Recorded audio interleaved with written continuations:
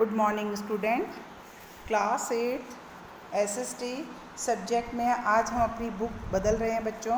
अब तक हम हिस्ट्री की बुक पढ़ रहे थे, आज हम वापस अपनी सिविक्स की बुक पे आ जाते हैं। सामाजिक एवं राजनीतिक जीवन थर्ड, ठीक है। इस बुक में हम अपने 3 चैप्टर्स पढ़ चुके हैं बच्चों।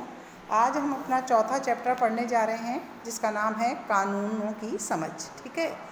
आप इस लेसन के अंदर क्या पढ़ेंगे हम समझते हैं। देखिए, आप सभी जानते हैं कि हमारे देश के अंदर कानून और व्यवस्था बनाए रखने के लिए, लोगों को न्याय दिलाने के लिए बहुत सारे कानून बनाए गए हैं और बहुत सारे कानूनों से आप विधिवत परिचित भी हैं। जैसा आप जानते हैं कि हमारे देश के अंदर किसी भी व्यक्ति को चुनाव में मतदान देने का अधिकार, उसके लिए 21 वर्ष की आयु निश्चित की गई है।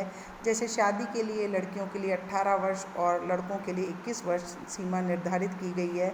इसी तरह किसी भी संपत्तियों को खरीदना बेचना है या किसी भी प्रकार की कोई वारदात होती है, किस प्रकार के किए गए गलत कार्य के लिए क्या सज़ा है, कैसे कानून उसको न्याय देता है, इस बारे में आपने बहुत सारी जानकारियाँ ली है। और ये सभी कानून बनाने का जो जिम्मा होता है ये हमारी संसद का होता है। हमारी जो दिल्ली में संसद होती है, जहाँ पर देश के प्रतिनिधि हम चुनकर जनता के मतदान से भेजे जाते हैं, उनके प्रतिनिधि मिलकर संसद का निर्माण करते हैं और संसद के अंदर लोगों के व्यवहारिक जीवन को सहज और सुखी बनाने के लिए कानूनों को बनाया जाता है। अब आता है ये क्या कानून सभी पर लागू होते हैं, सभी के पर समान लागू होते हैं या अलग अलग वर्गों पर अलग अलग तरीके से लागू होते हैं, ये सब चीज़ें आपको समझ में आनी चाहिए। तो कानून सभी पे लागू होते हैं जो भी इस देश का निवासी है। कानून किस तरह से बनते हैं, नए किस तरीके से अस्तित्व में आते हैं, जो कानून बनते हैं क्या वह सबके प्रिय होते हैं या उन पर कोई विवाद होता है। नागरिक के नाते हमें ऐसी परिस्थितियों में क्या क्या करना चाहिए, यही इस लेसन के माध्यम से समझाने का प्रयास किया गया है। देखिए, एक दृश्य दिखाया गया है जहाँ पे लोग अपनी मांगों को उठाते हुए दिखाया गया है। उनके हाथों में किसी प्रकार की तख्तियाँ उन्होंने ले रखी है और अपनी मांगों को जनता अपने विचारों से, तख्तियों के माध्यम से विरोध करते हुए, प्रदर्शन करते हुए दिखाया है। अब आते हैं कि हम ये चीज़ जानें कि क्या कानून सब पर समान रूप से लागू होते हैं। इसके लिए इन प्रश्नों का उत्तर देना, इस परिस्थिति को हम समझते हैं और प्रश्नों का उत्तर दे रहे हैं, ठीक है। एक सरकारी अफसर का बेटा है जो जिला अदालत में 10 साल की उसको सज़ा सुनाई गई। इस वजह से कि वह सरकारी अपराधी अधिकारी का बेटा है, वो बेटे को भाग निकलने में मदद करता है।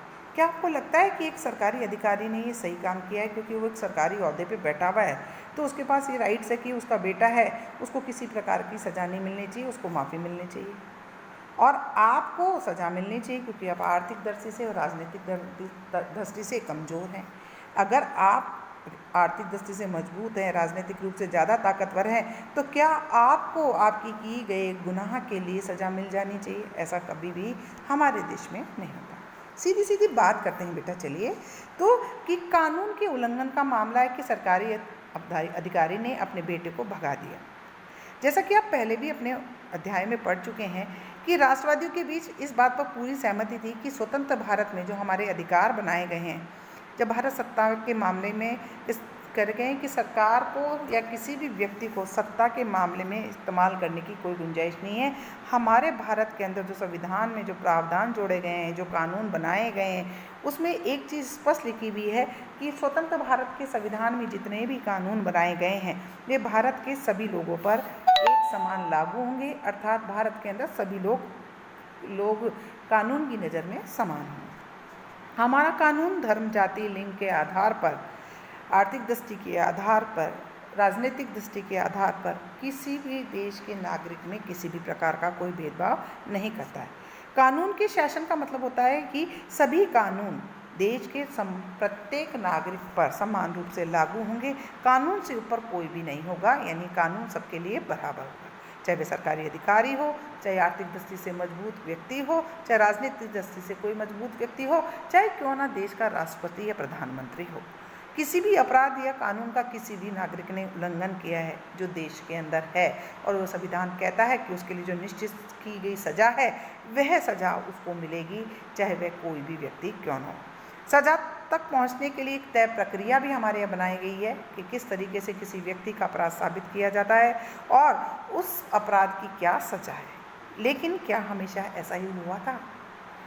प्राचीन भारत में अगर बात करते हैं तो असंख्य स्थानीय कानून राजा महाराजा कबीलों के जो सरदार होते थे वो बनाए जाते थे। अक्सर ऐसे मामलों में कई जगह स्थानीय कानून होते थे जो विभिन्न समुदायों पर इन कानूनों के अधिकार क्षेत्र में अपने अपने हिसाब से बनाए जाते थे और लागू करने के लिए उनको पूरी तरह स्वतंत्र किया गया था। कुछ मामलों में तो जाति के आधार पर एक ही अपराध के अलग अलग व्यक्तियों के लिए अलग अलग सजा भी निर्धारित की गई थी। जैसे निचली जाति के लोगों को अपराध की ज़्यादा सज़ा मिलती थी और उचली जाति थी कि उनको सज़ा कम मिलती थी। अब बात करते हैं औपनिवेशिक शासनकाल की, जहाँ पर कानून पर आधारित व्यवस्था जैसे जैसे परिपक्व हुई, जैसे इंग्लैंड वाले लोग ब्रिटिश हमारे देश में आए तो उन्होंने कुछ कानून बनाए।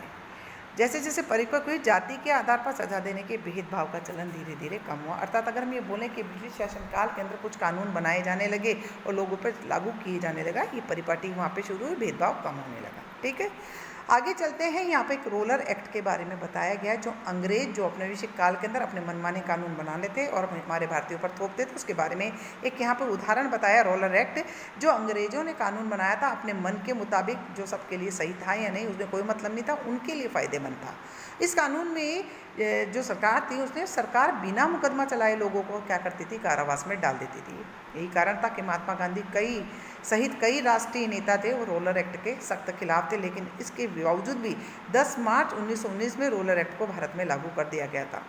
पंजाब में इस कानून की बहुत बड़े पैमाने पर क्या हुआ था, विरोध हुआ था और इसी क्रम में 10 अप्रैल को सत्यपाल डॉक्टर और डॉक्टर सैफुद्दीन जो थे पिछलू, उनको गिरफ्तार कर लिया गया था। उनकी गिरफ्तारी के विरोध में 13 अप्रैल को अमृतसर के जलियांवाला बाग में एक आयोजित की गई सभा, जिसके अंदर बहुत सारे लोगों ने पार्टिसिपेट किया। जब ये सभा चल रही थी उसी समय जनरल डायर जो थे ब्रिटिश फौजी की टुकड़ियों के साथ दाखिल हुए उस बाग में और उन्होंने जितने भी दरवाजे बाहर निकलने के थे उनको बंद कर दिया और बिना चेतावनी देते हुए अपने टुकड़ियों को अंधाधुंध गोली चलाने के लिए आज्ञा दी। और जिसका परिणाम ये हुआ कि उस बाग में जितने भी लोग थे सैकड़ों लोग मारे गए और जख्मी हो गए। मरने और घायल होने वाले लोगों में बहुत सारी औरतें बच्चे भी शामिल थे।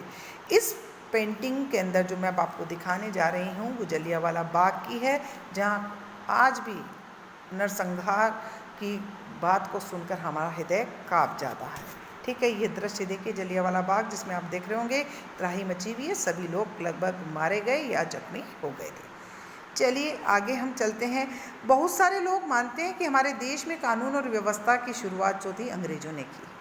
इतिहासकारों ने इस बात पर काफ़ी विवाद है, उसके कई कारण। पहला कारण तो ये था कि औपनिवेशिक काल के अंदर मनमाने पर आधारित था, उन्होंने कानून बनाए थे, जिसका भी उदाहरण मैंने रोलर एक्ट का दिया कि मनमाना कानून चलाते थे। दूसरी वजह बताई कि ब्रिटिश भारत में कानूनी मामलों के विकास में भारतीय राष्ट्रवादियों ने एक अहम भूमिका निभाई थी। 1870 में राजद्रोह एक्ट अंग्रेजी शासन के मनमानेपन की एक मिसाल थी। इस कानून में राजद्रोह की परिभाषा बहुत व्यापक थी। उनके मुताबिक अगर कोई भी व्यक्ति ब्रिटिश सरकार का विरोध या आलोचना करेगा तो उस पर मुकदमा चलाए बिना ही उसे गिरफ्तार कर लिया जाएगा। भारतीय राष्ट्रवादी अंग्रेजों के द्वारा सत्ता के इस मनमाने इस्तेमाल का विरोध और आलोचना करते थे। अपनी बातों को मनवाने के लिए उन्होंने संघर्ष शुरू किया और समानता का संघर्ष था। इसलिए कानून का मतलब ऐसे नियम नहीं थे कि जिसकी पालना करना सबकी मजबूरी। वे कानून को उससे अलग एक ऐसी व्यवस्था में देखना चाहते थे जहाँ न्याय और विचार पर आधारित हो। 19वीं शताब्दी के आखिर तक भारत में कानूनी पेशा उभरने लगा, लोगों का इंटरेस्ट कानूनी पढ़ाई में बढ़ने लगा। लोग विदेशों में जाकर जो वकीलात की मांग थी, कानूनी मांग होने लगी। भारत के लोग विदेशों में जाकर वकीलात की पढ़ाई कर बैरिस्टर बनकर आने लगे। भारत की मांग थी औपनिवेशिक अदालतों में उन्हें भी सम्मान की नज़र से देखा जाए। ऐसी दृष्टि में भारतीय कानून विशेषज्ञ अपने देश के लोगों को अधिकारों की हिफाजत करने के लिए कानून का इस्तेमाल करने लगे। भारतीय न्यायाधीश भी फैसले लेने में पहले से ज़्यादा अधिक भूमिकाएं निभाने लगे थे।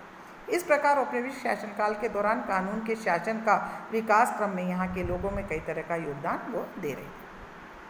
संविधान में स्वीकृति मिलने के बाद ये दस्तावेज एक ऐसी आधारशिला बन गया जिसके आधार पर हमारे प्रतिनिधि देश के लिए कानून बनाने लगे। हर साल हमारे प्रतिनिधि कई कानून बनाते थे, पुराने कानूनों में संशोधन करते थे।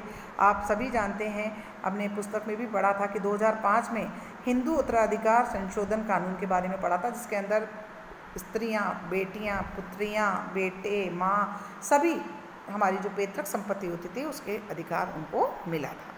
प्रदूषण को नियंत्रित करने के लिए, रोजगार मुहैया कराने के लिए भी अनेक कानून बनाए गए। इस तरह कैसे इन निर्णय पे पहुंचा जाता है, क्या नया कानून जरूरी होता है, वे कानून का प्रस्ताव किस प्रकार पेश करते हैं, इन सभी को इस पाठ के माध्यम से बताया गया है कि किस तरीके से कानून बनाए जाए। स्वतंत्रता प्राप्ति के समय आप जानते हैं 1946 के अंदर हमारी एक संविधान समिति बनी थी जिसने हमारे देश के अंदर कानून और व्यवस्था बनाए रखने के लिए संविधान का निर्माण किया था, और एक पूरी प्रारूप समिति थी जिसने मिलकर देश के लिए कानून की रचना की ताकि प्रत्येक व्यक्ति को समानता के साथ न्याय मिल सके।